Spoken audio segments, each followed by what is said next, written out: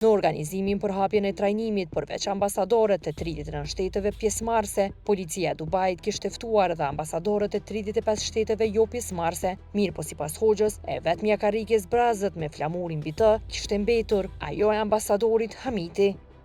Tash ata të munu me bo brand, policia e Dubait të munu me bo vetën brand, dhe më thonë si policia ma e mire në botë, normal që i kanë dhënë pompozitet madhë dhe këtij trajnimit edhe javën e parë të trajnimit ata e kanë bën një lloj takimi me diplomat.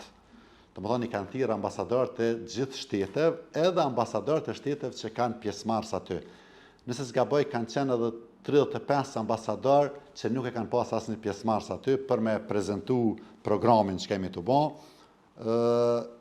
Ambasadori i Kosovës nuk ka qenë fatkeqësisht dhe u kon pak ndjenje keqe sepse neve që ishmi pjesëmarrës aty, ambasadorët e shteteve që kanë pas pjesëmarrës i kanë pas karrikat e rezervuara dhe flamurin përpara. Për shembull edhe ishte pak ndjenje keqe aty nuk e kemi pas një përfaqësues. Vetimi për drejtësi ka kontaktuar ambasadorin Hamiti përmes telefonit. Ai ka thënë të mos ketë pranuar asnjë ftesë për organizimet e Akademisë Policore të Dubait dhe të mos ketë njohuri për 2 trajnimet e mbajtura në vitin 2024 dhe 2025.